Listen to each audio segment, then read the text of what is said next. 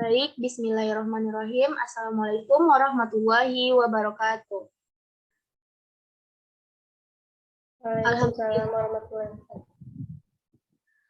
Alhamdulillahirabbil alamin. Wassalatu wassalamu ala asrofil anbiya'i wal mursalin wa ala alihi washabihi rasulillah ajmain. Pertama sekali, marilah kita ucapkan puji dan syukur atas kehadiran Allah Subhanahu wa Ta'ala yang telah memberi kita rahmat dan hidayahnya sehingga kita dapat hadir di Zoom kali ini dalam rangka presentasi mengenai kurikulum merdeka pada pembelajaran IPA SMP. Dengan mata kuliah Inovasi Pembelajaran IPA, dosen pengampu Bapak Arif Mutakin, MPD.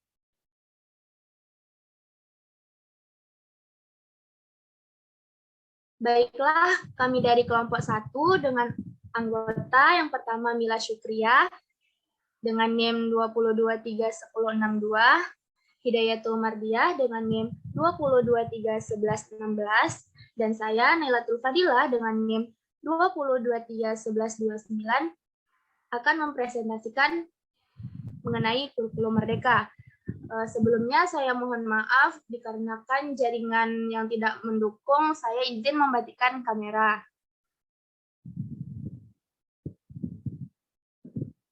Baiklah, pembahasan pertama yang akan saya jelaskan yaitu terkait kurikulum merdeka.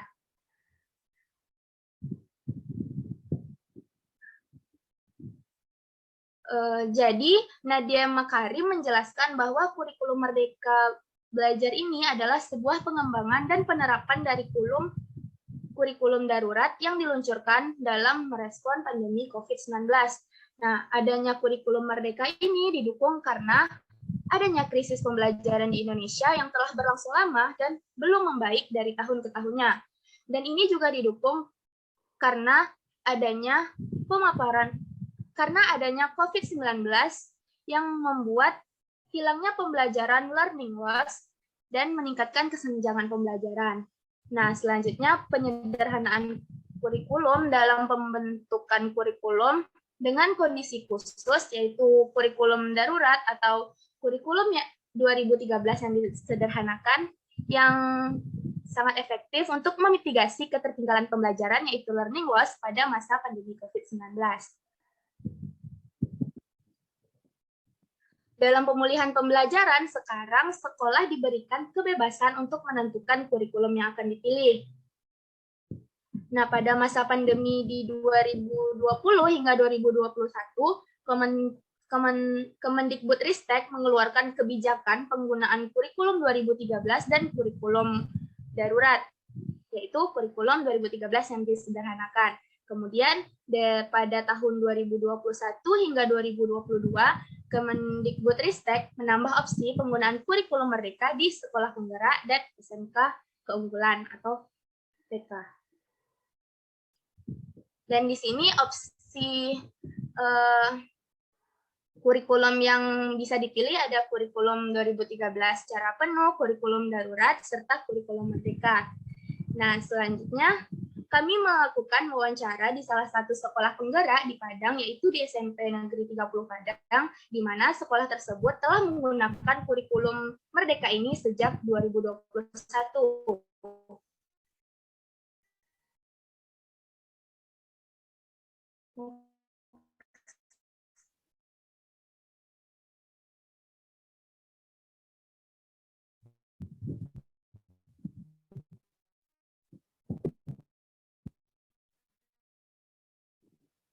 Baiklah, dari wawancara yang kurikulum merdeka ini lebih fokus pada materi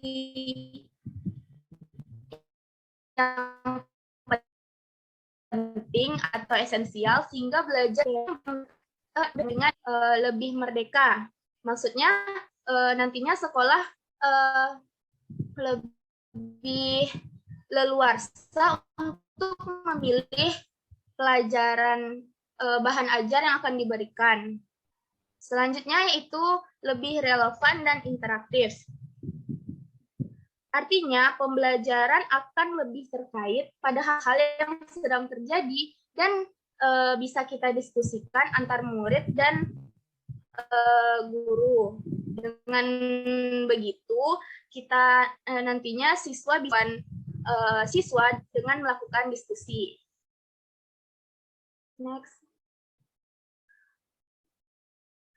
Selanjutnya, model pembelajaran pada kurikulum Merdeka. Nah, yang pertama itu ada model pembelajaran blended learning. Model pembelajaran blended learning ini merupakan metode pembelajaran yang memadukan antara pembelajaran.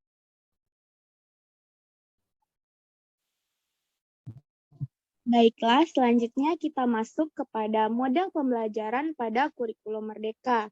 Nah, yang pertama itu ada model pembelajaran blended learning, yaitu merupakan metode pembelajaran yang memadukan antara pembelajaran tradisional, yaitu face-to-face, dengan pembelajaran jarak jauh atau online, yang menggunakan media virtual.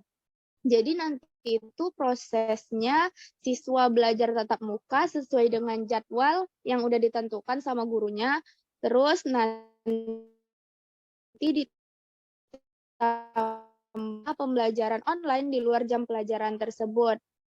Nanti pembelajaran online-nya tuh bisa dalam nantinya pengumpulan tugas. Nah, yang selanjutnya itu ada model pembelajaran flipped classroom.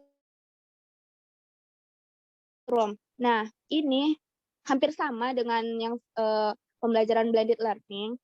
Flipped classroom ini merupakan salah satu bentuk pembelajaran dari model pembelajaran blended, yaitu kombinasi dari tatap muka dan online, yang mengkombinasikan pembelajaran sinkron dengan pembelajaran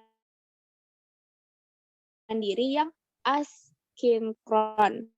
Pada pembelajaran sinkron, biasanya terjadi pembelajaran asinkron adalah pembelajaran yang nantinya bersifat lebih mandiri. Nah, ini model pembelajaran ini nantinya dapat mengembangkan kemandirian siswa dan juga sangat fleksibel diterapkan. Nah, selanjutnya itu ada model pembelajaran project-based learning. Nah, project-based learning ini merupakan salah satu ciri khas dari kurikulum Merdeka itu sendiri untuk mendukung pengembangan karakter nantinya sesuai dengan profil pelajar Pancasila. Nah, selanjutnya itu ada metode pembelajaran. Nah, di sini ada metode active learning. Nah, pembagiannya ada 3. Nah, yang pertama itu ada model thinking pair share atau biasa kita sebut dengan TPS. Nah, di TPS ini menerapkan dalam periode pembelajaran tertentu, maka nantinya secara tidak langsung akan terbentuknya sikap karakter peserta didik yang mampu bekerja sama dengan partnernya atau temannya, dan nanti akan membangun kemandirian siswa tersebut. Nah, selanjutnya ada model pembelajaran Jigsaw. Menurut Fatur Rahman 2015 bahwa model Jigsaw ini menekankan pada pembelajaran kooperatif. Sintaks pembelajarannya sederhana, nantinya guru membentuk kelompok belajar yang nantinya terdiri dari beberapa siswa, kemudian nanti siswanya akan memiliki tanggung jawab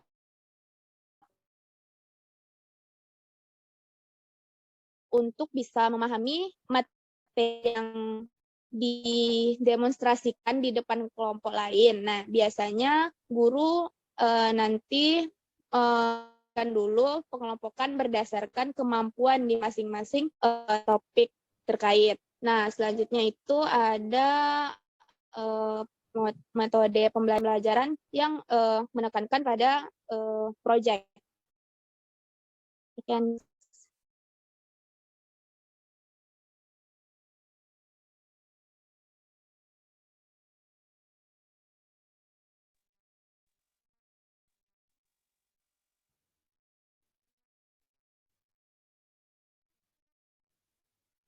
Next, dia.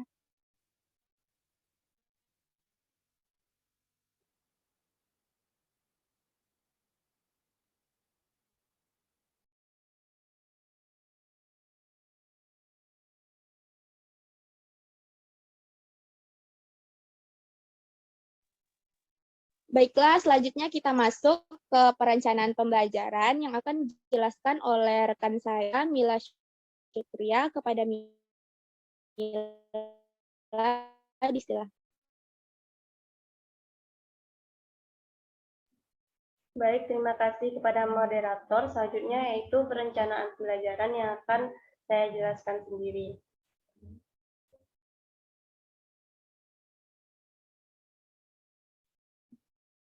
Nah, pemerintah menetapkan capaian pembelajaran sebagai kompetensi yang ditargetkan, tapi CP ini tidak cukup konkret untuk memandu kegiatan pembelajaran sehari-hari. CP ini perlu diurai menjadi tujuan-tujuan pembelajaran yang lebih operasional dan konkret yang dicapai satu persatu oleh peserta didik sehingga mereka mencapai akhir fase tersebut. Nah, proses berpikir dalam merencanakan pembelajaran ini ditunjukkan pada gambar di depan. Yang pertama yaitu pendidik perlu memahami capaian pembelajaran. Nah, setelah pendidik memahami capaian pembelajaran, pendidik merumuskan tujuan pembelajaran dari capaian pembelajaran yang telah ditentukan. Nah, capaian pembelajaran ini ditentukan oleh pemerintah sendiri, terdapat dalam panduan kurikulum merdeka.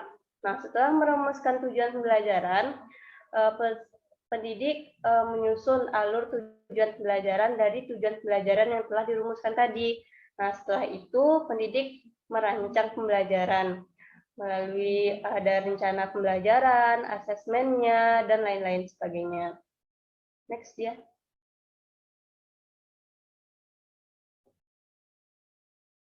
Selanjutnya yaitu capaian pembelajaran.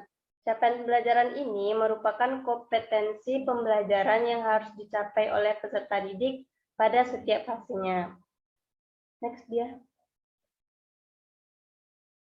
Nah, untuk pendidikan dasar dan menengah, CP ini disusun untuk setiap mata pelajaran. Terdapat beberapa fase dalam kurikulum merdeka ini. Yang pertama yaitu fondasi, yaitu pada jenjang PAUD, fase A pada kelas 1 sampai kelas 2 SD, fase B kelas 3 sampai kelas 4 SD, fase C kelas 5 sampai kelas 6 SD, fase D kelas 7 sampai kelas 9 SMP, fase E kelas 10 SMA, fase F kelas 11 sampai kelas 12 SMA. Next dia. Nah, berikut merupakan contoh capaian pembelajaran atau CP pada fase D. Nah, di sini kami mengambil contoh capaian pembelajaran yang terdapat pada kelas 7, 8, dan kelas 9 SMP. Di sini ada elemen, yang pertama itu ada elemen pemahaman IPA, merupakan pemahaman yang harus dicapai oleh peserta didik dalam pembelajaran tersebut. Ada banyak elemen yang nantinya akan dibagi oleh pendidik itu sendiri. Next dia. Ini merupakan lanjutan capaian pembelajaran pada fase D tadi. Nah, selanjutnya itu ada elemen keterampilan proses. Nah, elemen keterampilan proses ini merupakan keterampilan yang harus dicapai oleh peserta didik dalam pembelajaran. Yang pertama itu ada mengamati, mempertanyakan dan memprediksi, merencanakan dan melakukan penyelidikan, memproses, menganalisis data dan informasi, mengevaluasi dan refleksi, serta mengkomunikasikan hasil. Selanjutnya yaitu ada tujuan pembelajaran. Tujuan pembelajaran ini merupakan apa yang harus dicapai oleh peserta didik dalam satu atau lebih jam pelajaran, sehingga akhirnya pada ujung fase, peserta didik dapat mencapai tujuan capaian pembelajaran. Nah, setelah memahami CP, maka pendidik mulai mendapatkan ide-ide tentang apalah yang harus dipelajari oleh peserta didik dalam satu fase. Maka, pendidik merumuskan tujuan pembelajaran. Nah, untuk satu CP dalam satu fase, pendidik perlu mengembangkan beberapa TP atau tujuan pembelajaran. Nah, penulisan tujuan pembelajaran ini memuat dua komponen utama. Yang pertama itu adalah kompetensi. Kompetensi ini merupakan kemampuan atau keterampilan yang perlu ditunjukkan oleh peserta didik dalam pembelajaran. Yang kedua itu adalah lingkup materi. Lingkup materi ini merupakan konten atau konsep utama yang perlu dipahami pada akhir satu unit pembelajaran.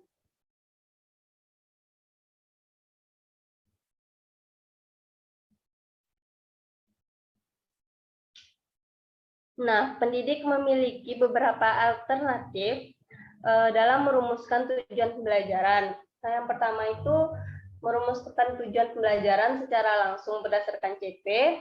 Alternatif duanya yaitu merumuskan tujuan pembelajaran dengan menganalisis kompetensi dan lingkup materi pada CP. Yang ketiga yaitu merumuskan tujuan pembelajaran lintas elemen CP. Next dia. Nah, berikut merupakan contoh merumuskan tujuan pembelajaran secara langsung berdasarkan CP. Di sini pada elemen bilangan, capaian pembelajarannya seperti di depan, guru menganalisis capaian pembelajaran sehingga didapatkanlah tujuan pembelajarannya, menyajikan nilai tempat, melakukan operasi hitung, dan menghubungkan gambar dengan nilai. Artinya tujuan pembelajaran ini langsung dianalisis berdasarkan capaian pembelajarannya. Next dia. Selanjutnya yaitu merumuskan tujuan pembelajaran dengan menganalisis kompetensi dan lingkup materi pada CP. Nah, di sini pada elemen pengukuran pada fase D didapatkan kompetensinya yaitu mengukur, menentukan hubungan, mengukur dan mengestimasi.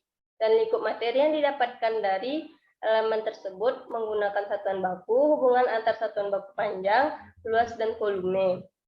Sehingga dari kompetensi dan lingkup materi ini didapatkanlah tujuan pembelajaran 3 buah, yaitu mengukur panjang dan berat menggunakan satuan baku, menentukan hubungan antar satuan baku panjang, dan mengukur dan mengestimasi luas volume. Yang merupakan gabungan dari kompetensi dan lingkup materi. Selanjutnya yaitu merumuskan tujuan pembelajaran lintas elemen CP. Nah, maksudnya lintas elemen CP ini merupakan elemen yang dipakai ini tidak hanya satu elemen saja. Artinya ada dua elemen yang dipakai untuk merumuskan tujuan pembelajaran tersebut. Tidak seperti yang sebelumnya hanya satu elemen yang dipakai. Tapi pada tujuan pembelajaran lintas elemen CP ini terdapat dua elemen untuk merumuskan tujuan pembelajarannya. Seperti pada elemen pengukuran dan geometri, dapatkanlah berapa tujuan pembelajaran dari elemen tersebut. Selanjutnya yaitu alur tujuan pembelajaran atau ATP. Nah, setelah pendidik itu merumuskan tujuan pembelajaran, selanjutnya yaitu menyusun alur tujuan pembelajaran. Alur tujuan pembelajaran ini memiliki fungsi yang sama dengan silabus. Next dia. Nah, alur pembelajaran ini dapat diperoleh peserta didik melalui yang pertama merancang sendiri berdasarkan CP, mengembangkan dan memodifikasi contoh yang disediakan, dan menggunakan contoh yang disediakan oleh pemerintah. Next ya. Dalam menyusun alur tujuan pembelajaran ini, pendidik dapat mengacu pada berbagai cara. Yang pertama, pengurutan dari yang konkret ke yang abstrak. Nah, metode ini berwujud konten yang konkret ke yang lebih abstrak. Contohnya itu mulai pembelajaran dengan menjelaskan tentang benda yang simbolis dulu, yang geometrik dulu, baru diajarkan tentang teori geometrinya gitu. Contohnya selanjutnya yaitu pengurutan deduktif. Deduktif ini merupakan pengurutan dari konten bersifat umum ke konten yang lebih spesifik. Contohnya itu mengerjakan konsep suatu keanekaragaman kehidupan dulu, baru masuk ke tipe-tipe keanekaragaman kehidupan contohnya. Selanjutnya yaitu pengurutan dari yang mudah ke yang lebih sulit, merupakan pengurutan dari konten yang lebih mudah ke konten yang paling sulit. Contohnya mengajarkan cara mengeja kata-kata yang pendek dalam kelas bahasa terlebih dahulu sebelum mengajarkan kata-kata yang lebih panjang. Selanjutnya itu ada pengurutan hierarki. Dilaksanakan dengan mengajarkan keterampilan konten yang lebih mudah dulu sebelum mengerjakan keterampilan yang lebih kompleks. Contohnya itu siswa perlu belajar tentang penjumlahan dulu sebelum dapat memahami konsep perkalian. Selanjutnya yaitu pengurutan prosedural. Dilaksanakan dengan mengajarkan tahap pertama dari sebuah prosedur, kemudian membantu siswa menyelesaikan tahap selanjutnya.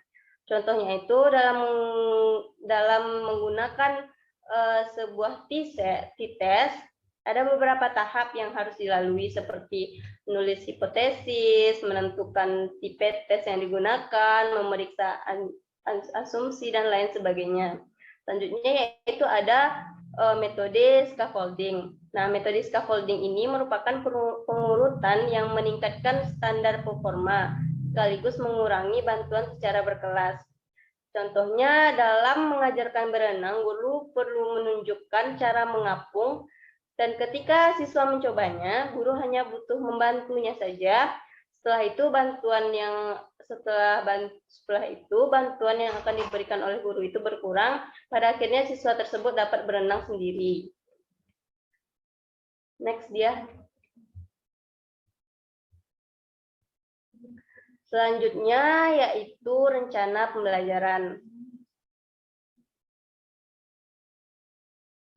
Rencana pembelajaran ini dirancang untuk membantu guru melaksanakan pembelajaran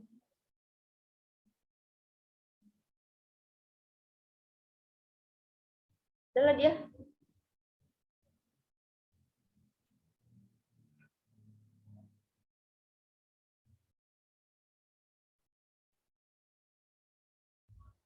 Selanjutnya yaitu rencana pembelajaran.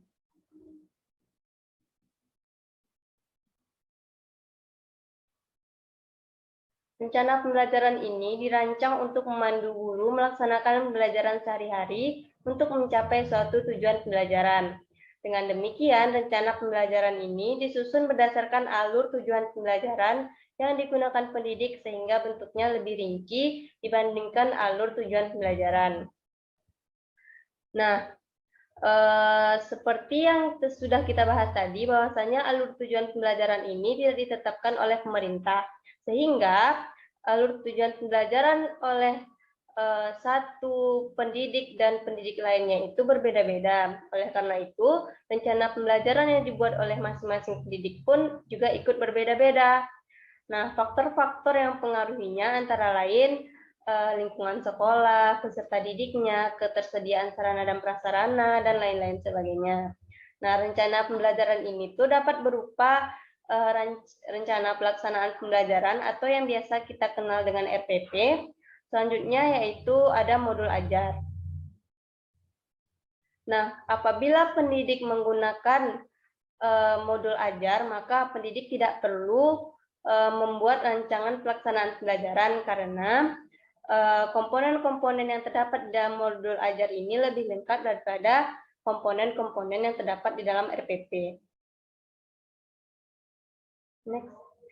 Ini merupakan perbedaan antara komponen yang terdapat dalam RPP dan komponen yang terdapat di dalam modul ajar. Seperti yang bisa kita lihat bahwasannya di dalam RPP ini terdapat tujuan pembelajaran, langkah-langkah atau kegiatan pembelajaran, dan asesmen pembelajaran. Sementara komponen yang terdapat di dalam modul ajar ini adalah tujuan pembelajaran, langkah-langkah atau kegiatan pembelajaran, rencana asesmen untuk di awal, rencana asesmen di akhir, dan media pembelajaran yang digunakan. Nah, terlihat bahwasannya komponen yang harus ada dalam RPP ini lebih sederhana, sementara dalam modul ajar dalam modul ajar. Perencanaan dilengkapi dengan media yang digunakan dan juga instrumen asesmennya. Oleh karena itu, modul ajar ini lebih lengkap daripada RPP. Maka pendidik yang menggunakan modul ajar tidak perlu lagi membuat RPP. Next dia. Selanjutnya yaitu modul pembelajaran. Nah, modul ajar ini sekurang-kurangnya berisi tujuan, langkah, media, seperti yang telah dijelaskan pada tabel sebelumnya. Next dia. Nah, satu modul ajar biasanya berisi rancangan pembelajaran untuk satu tujuan pembelajaran berdasarkan alur tujuan pembelajaran yang telah disusun. Berikut merupakan komponen yang harus terdapat di dalam modul ajar. Yang pertama itu ada informasi umum, berisi identitas penulis, kompetensi awal, profil pelajar Pancasila, sarana dan prasarana, target peserta didik, dan model pembelajaran yang digunakan. Yang kedua itu ada komponen inti yang berisi tujuan pembelajaran, asesmen, pemahaman bermakna, pertanyaan pemantik, kegiatan pembelajaran, refleksi peserta didik dan pendidik. Yang ketiga itu ada lampiran yang berisi lembar kerja peserta didik, pengayaan dan remedial, bahan bacaan pendidik dan peserta didik. Yang selanjutnya berisi glosarium dan daftar pustaka. Nah, berikut merupakan modul yang kami dapatkan dari wawancara di SMP Negeri 30 Padang. Nah, pada modul ini, di mana informasi umumnya ada penyusunnya yaitu tim IPA SMP 30 Padang, instansi SMP Negeri 30 Padang, jumlah siswanya ada 31 sampai 32 peserta, kompetensi awal, profil pelajar Pancasila, sarana dan prasarana, target pelajar, yaitu pada fase D, kelas 7 SMP, dan model pembelajaran yang digunakan yaitu flooring dengan metode inquiry atau discovery learning. Next. Selanjutnya yaitu ada pada modul tersebut terdapat capaian pembelajaran kelas 7. Nah, capaian pembelajaran ini terdapat seperti yang telah dijelaskan tadi, bahwasannya capaian pembelajaran itu terdiri dari pemahaman IPA dan juga keterampilan proses. Di sini keterampilan proses yang harus dicapai oleh peserta didik itu ada dua, mempertanyakan dan memprediksi secara mandiri, dan juga mengamati menggunakan berbagai alat bantu dalam melakukan pengukuran dan pengamatan. Sementara pemahaman IPA yang harus dicapai oleh peserta didik itu ada tiga, yaitu mampu melakukan klasifikasi makhluk hidup, melakukan pengukuran, dan juga memahami gerak, gaya, dan tekanan, dan juga pesawat sederhana. Nah, dari capaian pembelajaran tersebut, tujuan pembelajaran yang telah dirumuskan oleh guru-guru IPA SMP di SMP Negeri 30 Padang itu, mereka menurunkan CP ini langsung kepada tujuan pembelajaran. Yang pertama itu menyebutkan cabang ilmu sains, memahami langkah-langkah metode ilmiah, memahami pentingnya metode ilmiah dalam pembelajaran IPA, dan mendeskripsikan perbedaan laboratorium IPA dan ruang lainnya. Merancang percobaan dengan menggunakan metode ilmiah.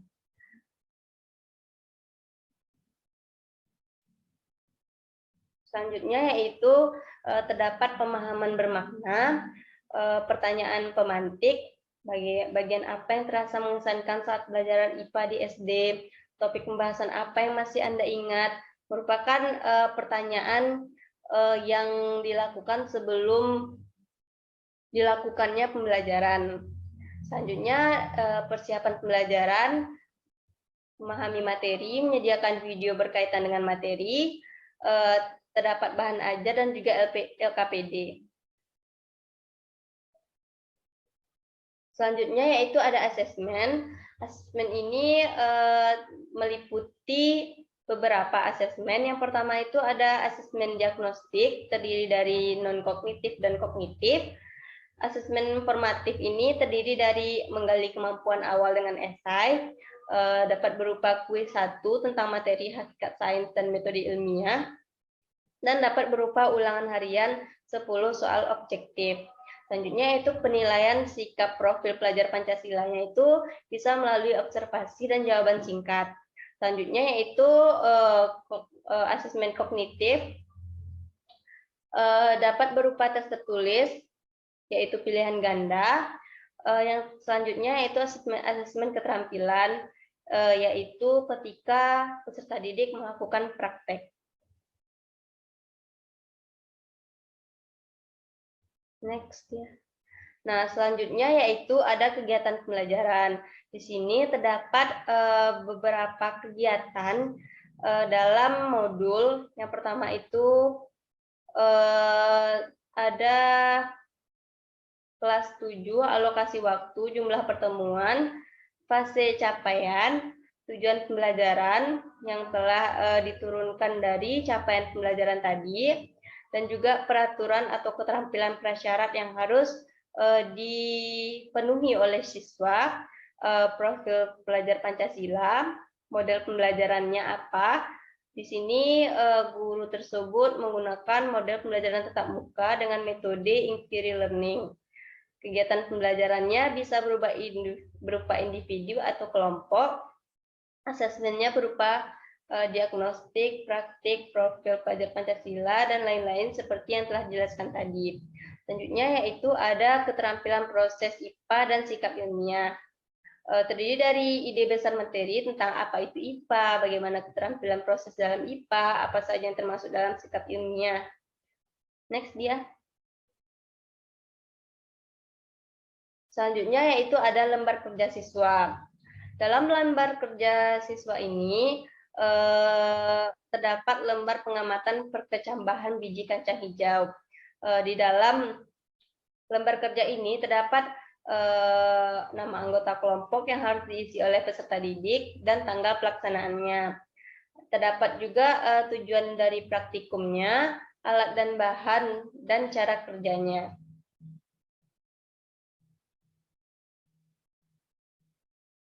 Selanjutnya yaitu keterampilan proses sains dan sikap ilmiah. Di sini terdapat dijelaskan dulu tentang pengertian IPA. Apa itu IPA? Selanjutnya yaitu melakukan observasi awal dan merumuskan masalah. Nah, selanjutnya itu ada pengayaan dan remedial.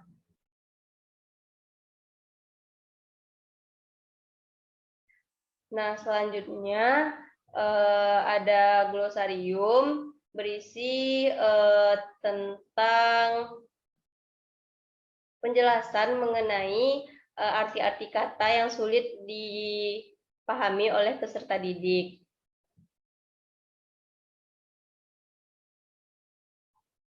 Next ya. Selanjutnya yaitu yang terakhir ada daftar pustaka. Nah, di dalam modul ini terdapat daftar pustaka di mana referensi guru tersebut dalam mengambil materi ini. Jadi dituliskan dalam bentuk daftar pustaka seperti itu.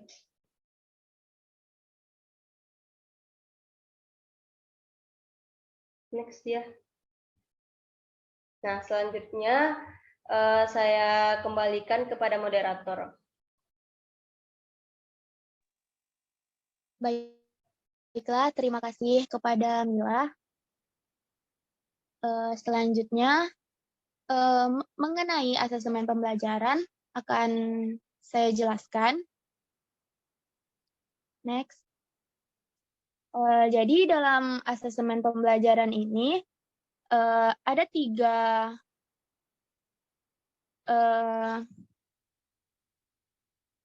penilaian, yaitu yang pertama ada asesmen diagnostik, ada asesmen formatif, dan ada asesmen sumatif. Nah, yang pertama itu asesmen diagnosis itu merupakan asesmen yang dilakukan guru di awal pembelajaran untuk melihat kompetensi dan memonitor perkembangan belajar dari peserta didik. Nah, asesmen ini terdiri dari aspek kognitif dan juga aspek non-kognitif. Nah, nantinya hasil asesmen diagnosis ini digunakan untuk memetakan kebutuhan belajar sehingga nantinya guru dapat menentukan strategi pembelajaran yang tepat sesuai dengan kondisi peserta didik tersebut. Nah, yang kedua itu ada asesmen formatif. Itu merupakan asesmen yang dilakukan guru selama proses pembelajaran untuk memberikan informasi mengenai perkembangan penguasaan kompetensi peserta didik pada setiap tahap pembelajarannya. Nah, asesmen formatif ini berguna bagi guru untuk mengambil tindakan dan memastikan bahwa nantinya setiap peserta didik itu mencapai penguasaan yang optimal.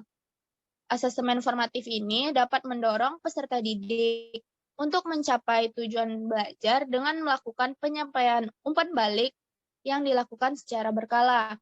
Nah, yang terakhir itu ada asesmen sumatif. Nah, asesmen ini merupakan asesmen yang dilakukan guru setelah menyelesaikan proses pembelajaran. Nah, asesmen sumatif ini tidak selalu dilakukan di akhir pembelajaran.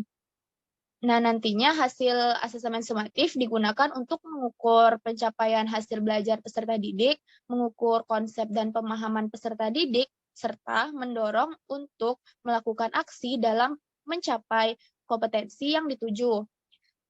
Dan dalam asesmen sumatif ini telah mencakup lebih dari satu pokok pembahasan yang dimaksudkan untuk mengetahui sejauh mana nanti peserta didik telah dapat berpindah dari satu unit pembelajaran ke unit pembelajaran berikutnya. Nilai atau angka yang kemudian nantinya digunakan sebagai keputusan pada kinerja peserta didik. Oke, next. Inilah contoh asesmen diagnostik dari aspek kognitifnya. Di sini seperti pretest, nanti di pertanyaannya, contoh pertanyaan 1, apa yang ada dalam benak Anda saat mendengarkan kata ilmu pengetahuan alam atau sains. Nah, ini contoh asesmen diagnosis dari asesmen diagnosis ini ada juga yang non-kognitifnya.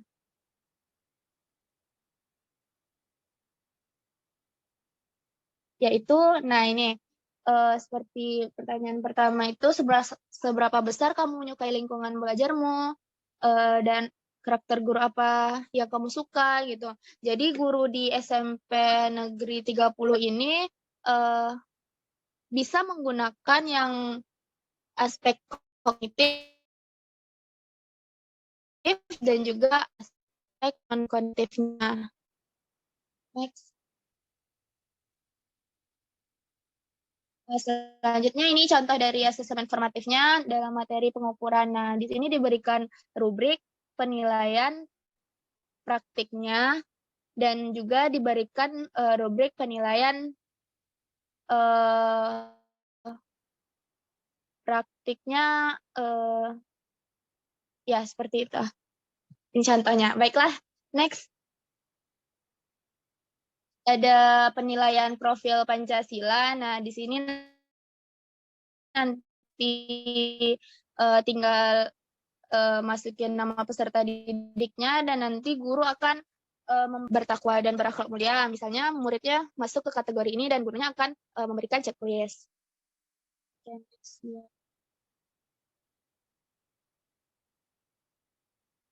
Nah, selanjutnya itu contoh instrumen penilaiannya. Nah, yang pertama itu berupa rubrik, pedoman yang dibuat untuk menilai dan mengevaluasi kualitas capaian kinerja peserta didik, sehingga nantinya pendidik dapat menyediakan bantuan yang diperlukan untuk meningkatkan kinerja peserta didik. Nah, selanjutnya itu dengan cara checklist. Ini berisi daftar informasi, data-data, ciri-ciri, karakteristik, atau elemen yang dituju. Nah, selanjutnya ada catatan anekdotal. Ini merupakan catatan singkat hasil observasi yang difokuskan pada performa dan perilaku yang menonjol, disertai latar belakang kejadian dan hasil dari analisis atas observasi. Nah, selanjutnya ada grafik perkembangan atau kontinuum. Itu merupakan grafik atau infografik yang menggambarkan tahap perkembangan belajar dari siswa. Next. Nah, selanjutnya itu teknik penilaian yang digunakan, yaitu ada observasi, kinerja, proyek, tes tulis, tes lisan, penugasan, serta portofolio. Nah, di observasi, penilaian peserta didik dilakukan secara berkesinambungan melalui pengamatan perilaku yang diamati secara berkala. Nah, observasi ini dapat difokuskan untuk semua peserta didik ataupun per individunya nanti. Observasi dapat dilakukan dalam penugasan atau nantinya aktivitas rutin atau harian siswa. Selanjutnya kinerja, penilaian yang menuntut peserta didik untuk mendemonstrasikan dan mengaplikasikan pengetahuannya ke dalam berbagai macam konteks yang sesuai dengan kriteria yang diinginkan. Di mana asesmen kinerja dapat berupa praktik, menghasilkan produk, melakukan proyek, ataupun nantinya membuat portofolio. Nah, selanjutnya proyek itu kegiatan penilaian terhadap suatu tugas yang meliputi kegiatan perancangan, pelaksanaan, pelaporan yang harus diselesaikan dalam periode atau waktu tertentu. Selanjutnya ada tes tulis, tes secara tertulis, dan tes lisan, pemberian soal secara lisan, nah nanti yang dapat diberikan secara klasikal ketika pembelajaran. Nah, penugasan, di sini pemberian tugas kepada peserta didik untuk mengukur pengetahuan peserta didik tersebut. Selanjutnya ada portofolio, itu kumpulan dari dokumen hasil penilaian, penghargaan, karya peserta didik dalam bidang tertentu yang mencerminkan perkembangan peserta didik dalam kurun waktu tertentu. Oke, next. Dan nantinya di akhir pembelajaran ada yang namanya refleksi. Nah, di mana ini adalah contoh refleksi tersebut. Jadi, apa refleksi itu? Refleksi itu proses peserta didik mengekspresikan pembelajaran yang telah dilalui. Nah, nanti di setiap akhir pembelajaran dalam kurikulum Merdeka ini diadakan refleksi setelah akhir jam pelajaran.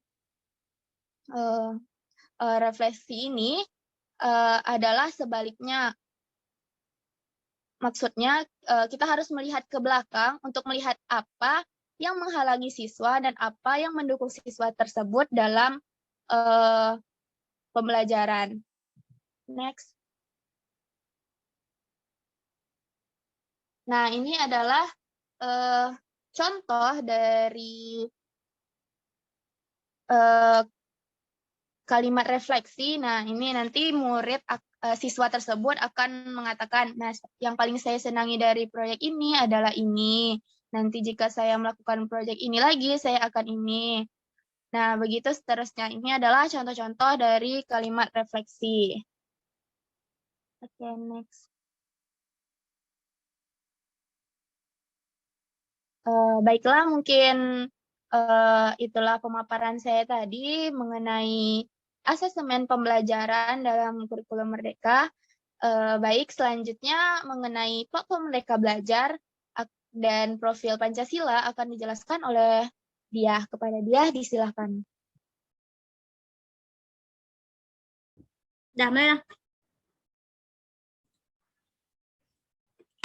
Baiklah, saya akan menjelaskan tentang platform Merdeka Mengajar, yang mana sebelumnya kita tahu platform Merdeka Mengajar adalah sebuah platform teknologi yang disediakan oleh pemerintah sebagai teman penggerak bagi guru dan kepala sekolah dalam mengajar, belajar, dan berkarya.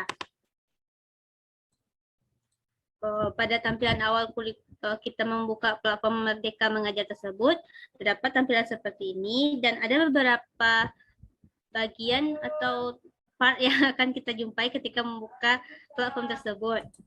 Yang pertama itu ada asesmen murid, yang mana kita bisa melihat pilihan asesmennya, kita bisa mengklik fase yang akan kita gunakan. Jika kita di SD bisa fase A atau fase B, sedangkan untuk IPA itu fase D. Lalu mata pelajarannya kita bisa memilih mata pembelajaran IPA. Namun ada kendala dalam untuk memilih ini, di mana ini hanya bisa diakses jika kita memiliki akses untuk masuk. Yang kedua ada perangkat ajar, di mana di sini juga bisa berupa buku murid, buku guru, dan modul ajar yang bisa kita jumpai di dalam platform ini. Selanjutnya adalah pelatihan mandiri, di mana di sini kita bisa belajar mandiri, kerjakan post-test, ada modulnya juga, dan soal-soal. Yang mana ini juga tidak bisa kami akses. Selanjutnya tentang bukti karya, yaitu kumpulan rekam jejak yang menggambarkan kinerja serta kompetensi tenaga pendidik untuk saling menginspirasi dan bertukar pikiran. Untuk bukti karya tersebut, kita bisa mengkliknya dan bisa menonton beberapa bukti karya tersebut. Komunitas itu wadah yang digunakan untuk tenaga pendidik untuk berbagi praktik baik sarana dan berdiskusi dalam menetapkan kurikulum merdeka, dan ini juga kami sendiri tidak bisa mengakses ini. Lalu video inspirasi ini berupa referensi untuk memahami dan menerapkan kurikulum merdeka serta meningkatkan kompetensi sebagai guru. Untuk video inspirasi tersebut bisa diakses. Dan untuk memberikan akses kepada platform Merdeka Mengajar ini, kita membutuhkan email yang berakhiran ID atau Kemenak Go ID, dan itu untuk kami sebagai seorang mahasiswa tidak bisa mengakses tersebut. Namun jika kita mempunyai email yang berakhiran ID dan Kemenak Go ID, bisa untuk mengakses. Materi selanjutnya tentang profil pelajar Pancasila, yaitu karakter dan kemampuan yang dibangun dalam keseharian dan dihidupkan dalam diri setiap individu peserta didik melalui budaya satuan pendidikan, pembelajaran intrakurikuler, proyek penguatan profil Pancasila, dan ekstrakurikuler. Seperti pada gambar tersebut, pelajar Indonesia itu dapat memiliki 6 dimensi profil pelajar Pancasila. Yang pertama itu beriman, bertakwa kepada Tuhan Yang Maha Esa, dan berakhlak mulia. Yang kedua itu ada mandiri. Yang ketiga itu bernalar kritis. Yang keempat itu kreatif. Yang kelima bergotong royong. Dan yang keenam itu berkebinekaan global. Yang mana keenam nilai profil Pancasila itu dapat didapatkan dari ekstrakurikuler, yaitu kegiatan untuk mengembangkan minat dan bakat, dan intrakurikuler berupa muatan pelajaran atau kegiatan pengalaman belajar, yang mana didapatkan pada budaya satuan pendidikan, yang mana suatu iklim satuan pendidikan, kebijakan, pola interaksi dan komunikasi, serta norma yang berlaku di satuan pendidikan.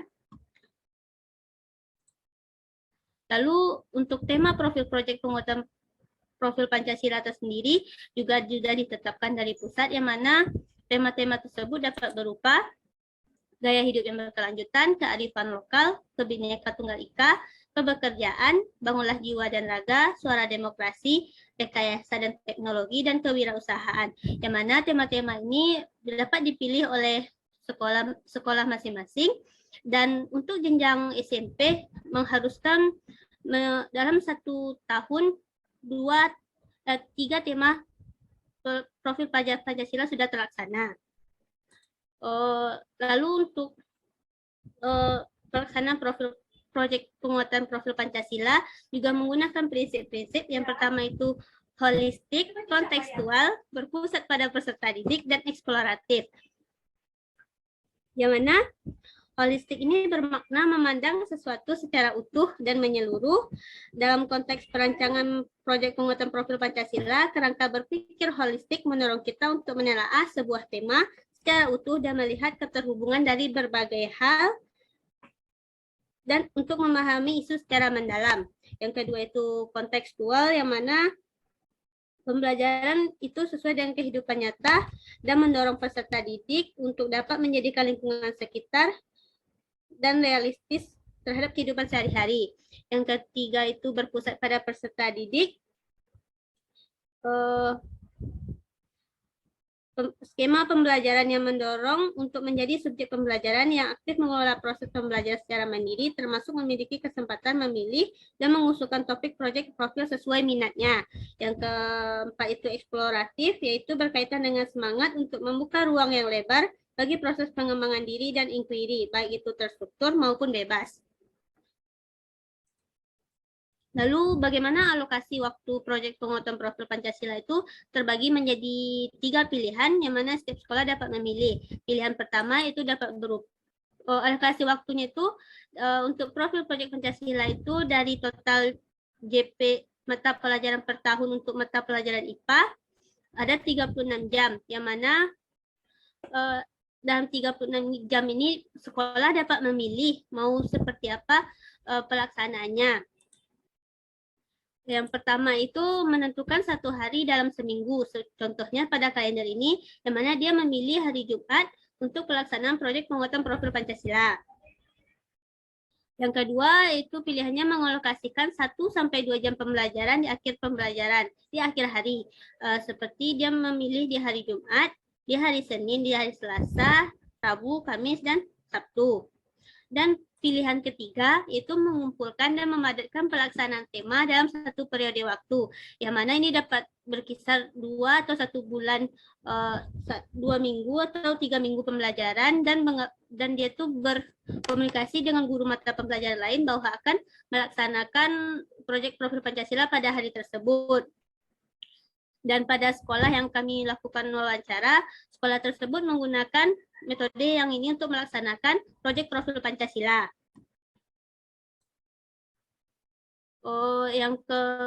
Pada profil Pancasila ini juga memiliki modul. Yang pertama, kita akan membahas tentang profil modul. Profil modul itu dapat berupa tema yang digunakan, dan kami mendapatkan sumber referensi dari internet. Untuk profil modul tersendiri, ada tema atau topik yang dibuatnya, yang mana temanya itu konflik bikin kita makin dewasa, yang disusun oleh Nurwidia Yuliastini untuk fase D, dengan tema yang diangkat dari proyek profil Pancasila yaitu Bhinneka Tunggal Ika.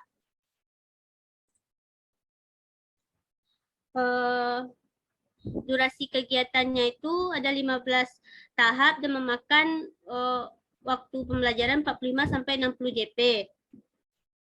Yang mana pada setiap tahapan dijelaskan pada PPT tersebut. Yang kedua yaitu modul. Yang tahap kedua itu ada tujuannya, yang mana berupa pemetaan dimensi, elemen, subelemen profil Pancasila yang menjadi tujuan proyek profil. Dan yang kedua itu ada rubrik pencapaian berisi rumusan kompetensi yang sesuai dengan fase peserta didik. Dimensi yang pertama itu yang beriman, bertakwa kepada Tuhan Yang Maha Esa dan berakhlak mulia. Elemen yang dinilai itu akhlak pribadinya dan akhlak kepada manusia. Selanjutnya itu dimensi berkebinekaan global. Elemennya itu bagaimana komunikasi dan interaksi antar budaya, refleksi bertanggung jawab terhadap pengalaman kebinekaan. Lalu dimensi gotong royong, elemennya dinilainya itu tentang kolaborasinya dan kepeduliannya. Lalu ada dimensi mandiri, bagaimana regulasi diri, dimensi bernalar kritis tentang memperoleh dan memproses informasi dan gagasan, refleksi pemikiran dan proses belajar, dan adanya dimensi kreatif yang mana menghasilkan karya dan tindakan yang orisinil. Dan ada juga target pencapaian dan aktivitas terkait. Dimensi beriman dan bertakwa kepada Tuhan itu elemennya akhlak pribadinya dan akhlak kepada manusianya, subelemennya yang integritas, mengutamakan persamaan dengan orang lain dan menghargai perbedaan, dan berempati kepada orang lain. Target pencapaian pada fase D itu bagaimana, dan aktivitas terkaitnya. Dan begitu juga untuk berkebinekaan global dan gotong royong. Untuk mandiri, bernalar kritis, dan kreatif. Lalu contoh referensi untuk perkembangan setiap subelemen antar fase. Bagaimana tentang subelemennya, bagaimana jika dia belum berkembang, tentang memahami pentingnya berani dan konsisten menyampaikan kebenaran dan fakta berita, memahami konsekuensinya untuk diri sendiri dan orang lain, dan jika dia mulai berkembang sesuai harapan dan sangat berkembang. Yang ini perkembangan suplemen antar fase pada berkebinekaan global, dan ini gotong royong, mandiri, bernalar kritis, kreatif. Dan selanjutnya itu bagian modul yang selanjutnya itu aktivitas yang berisi alur aktivitas, proyek profil secara umum, penjelasan detail tahapan kegiatan dan asesmennya. Ini dia menjelaskan tentang alur pelaksanaan setiap proyek, yang mana aktivitasnya itu dapat berupa memberikan pengalaman secara langsung kepada peserta didik dengan tema yang diangkat agar anak bisa berpikir kritis dan empati. Yang kedua ada refleksi, yang mana menggali makna dari aktivitas yang telah dilakukan. Selanjutnya ada konsepnya bagaimana mengikat makna jadi poin-poin pelajaran, dan yang selanjutnya ada aplikasi, yaitu menerapkan inti pembelajaran pada kehidupan nyata. Contoh dari aktivitasnya itu yang pertama pada tali dan otot, yang mana mengalokasikan 3 JP, alat dan bahan yang digunakan tali dan 2 buah hadiah, jurnal harian dan modul proyek. Persiapan yang perlu digunakan itu siapkan 2 tali dan 2 buah hadiah, juga modul sebagai media bahan belajar di rumah. Aktivitas yang akan dilakukan yaitu guru akan meminta peserta didik ke depan kelas dan mempersiapkan tali dan 2 buah hadiah yang sudah disimpan di 2 arah yang berbeda. Atau guru meminta peserta didik untuk mengajak saudara dan temannya untuk bermain tali dengan melihat instruksi dalam modul. Lalu guru akan meminta 2 orang yang berperan mengikat pinggang mereka sambil berbalik arah dengan jarak 1 meter dan 2 meter ke masing-masing hadiah yang akan mereka dapatkan. Skenario 1, bagaimana agar mereka bisa mendapatkan hadiah secara masing-masing. Skenario 2, bagaimana agar mereka bisa mendapatkan hadiah tanpa saling menyakiti. Lalu ada tahap refleksi, yang mana setelah melaksanakan permainan tali dan otot, guru akan mengajukan beberapa pertanyaan di antaranya sebagai berikut. Apakah konflik menyebabkan hubungan menjadi rusak? Mengapa bagaimana konflik bisa membuat hubungan pertemanan atau persaudaraan menjadi rusak? Lalu guru akan meminta peserta didik untuk menulis jawabannya di jurnal atau buku catatan. Lalu konsepnya, guru akan meminta peserta didik berbagi hasil refleksinya tentang bagaimana konflik itu bisa terjadi, apa saja akibatnya, dan bagaimana agar konflik bisa diselesaikan. Dan jika pelaksanaannya model pembelajarannya itu daring, bisa menggunakan Zoom agar interaktif atau menuliskannya dalam jurnal proyek. Dan guru itu akan memberikan simpulan dari sesi pembelajaran ini, baik hasil bisa sharing via Zoom atau membagikan materi simpulannya dalam bentuk sinopsis yang sudah tersedia dalam jurnal atau dalam video yang sudah terunggah dalam platform belajar online-nya. Lalu untuk aplikasinya itu, untuk mempraktikkan pembelajaran ini dalam kehidupan sehari, beri peserta didik misi untuk dikerjakan secara mandiri. Contohnya, mintalah peserta didik untuk menuliskan poin-poin penting dari pembelajaran ini dan bisa dikemas menggunakan poster ataupun mind map. Lalu lakukan self assessment, apakah permainan tali dan otot ini berhubungan dengan kehidupan sehari-hari. Lalu mintalah peserta didik untuk menuliskan pengalamannya dalam bentuk narasi. Dan selanjutnya itu ada asesmen. Asesmen pada proyek profil Pancasila ini ada asesmen formatif, sumatif, refleksi peserta didik, dan lembar observasi guru. Yang pertama itu adalah asesmen formatif, yang dalam pelaksanaannya asesmen formatif sebenarnya beriringan dengan pengerjaan setiap aktivitas pada proyek yang pada aktivitasnya mengandung asesmen formatif untuk melihat sejauh mana pemahaman peserta didik pada setiap aktivitas pembelajaran.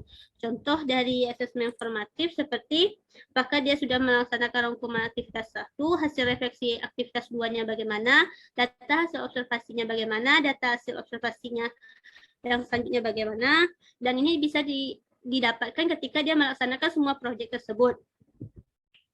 Yang selanjutnya tentang asesmen sumatif itu yaitu dengan dilaksanakannya mengukur dirinya sendiri seputar pemahaman dan pengalaman yang berkaitan dengan materi proyek ini, yang mana dia bersifat self-observation. Contohnya itu dia bisa checklist dengan checklist apakah dia memahami konflik dan mengetahui sebab terjadinya konflik. Dan itu bisa di-checklist berdasarkan pemahamannya sendiri. Selanjutnya refleksi. Dapat hal apa saja yang bisa mereka tahu dari pembelajaran tersebut. Hal yang dulu aku tahu dan sekarang dia jadi tahu, hal yang dulu belum dia lakukan sekarang dia bisa lakukan, hal yang sudah aku tahu sekarang dia jadi lebih paham, dan pengalaman baru yang dia alami setelah mempelajari proyek tadi. Lalu ada lembar observasi guru yang dilaksanakan untuk mengukur dirinya sendiri seputar pemahaman dan pengalaman berkaitan dengan materi proyek ini.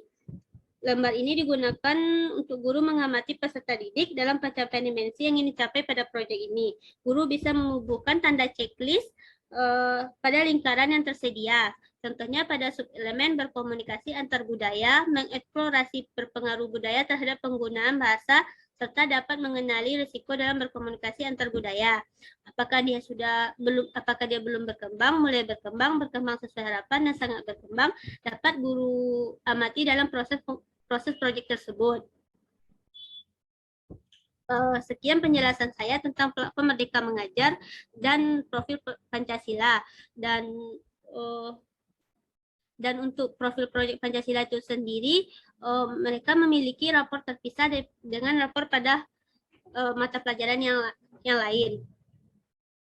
Sekian penjelasan saya kembalikan ke moderator.